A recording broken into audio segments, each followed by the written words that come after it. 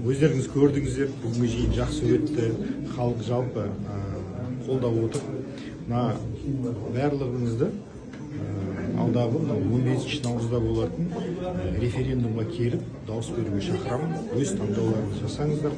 Бұл конституцияның, жаңа конституцияның артықшылықтарының барлығы бұл қоғамға, біздің елге көп мүмкіндік беріп отыр.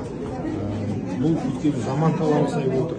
Президентіміз де айтып өтті, қазіргі уақытта жаңа конституция цифровизация сияқты бұрын қамтылмаған, немесе адам құқықтарын, одан кейін қазақ елінің тарихи, ұлы дала елінің тарихи ерекшеліктері бәрін ескерген.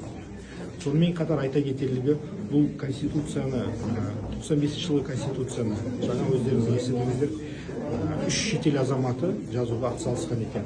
2 Франция азаматы, 1 Ресей азаматы. Мен ойлаймын, жаңа конституция толығымен қазақ тілінде жасалған құжат. Біздің қазақ елінің азаматтары, қазақ елінің жанашырлары барлығы атсалысып, қайраткерлері осы жаңа конституцияның еліміздің барлық тұстарын, барлық қажеттіліктерін қамтитындай етіп жасалып сезінеміз. Сол үшін барлығыңыз тағы да 15 наурыз өз таңдауларыңызды жасауға шақырамыз.